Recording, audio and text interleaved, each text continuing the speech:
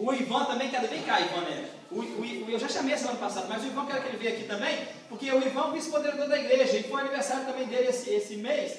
E esse homem aqui é um homem quando o pastor está trabalhando, ele está trabalhando. Eu quero agradecer muito a vida desses dois que fazem aniversário em janeiro, que é o mês das primícias. Olha só que bom, né? E que Deus possa realmente continuar abençoando a vida de vocês grandemente. E que a igreja possa continuar honrando a vida de vocês, como honra a vida do pastor. A irmã Esther fez aniversário, muitos irmãos fizeram. Mas esses dois aqui são os dois que estão na liderança junto comigo. E nós chamamos já esse mês, todo mundo mês de janeiro. E eu queria continuar orando por você e pedindo que você possa continuar abençoando a vida de quem serve na igreja. Amém? Amém. Amém. Né? Diz para quem está do seu lado e fala, que bom que você veio no culto hoje, né? Que bom que você veio no culto hoje. Espero te ver domingo que vem aqui com o Leonardo, não é isso?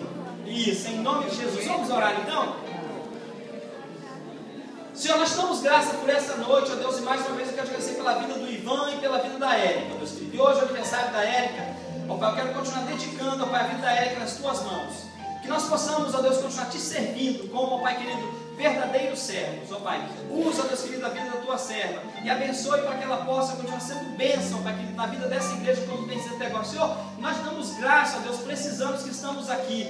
Ó Deus querido, quantas coisas boas o Senhor tem feito nessa igreja, quanta bênção, quanta vitória, quanta libertação, quanta cura, ó Pai querido, o Senhor tem dado. E nós pedimos, ó Deus, que o Senhor continue cuidando e abençoando, ó Pai querido, desta igreja e das nossas vidas. Agora que a graça do nosso Senhor e Salvador Jesus Cristo, com o amor de Deus Pai e a comunhão do Espírito Santo de Deus, seja com todos aqueles que proclamam o Teu nome nessa cidade, a Igreja da Paz, mas todas as outras igrejas que estão aqui proclamando o Teu nome em português, ó Pai querido, e em inglês, todos que proclamam o Teu nome, ó Pai querido, nos Estados Unidos, no Brasil e no mundo, hoje e para todo sempre. Amém, amém. E amém, e amém.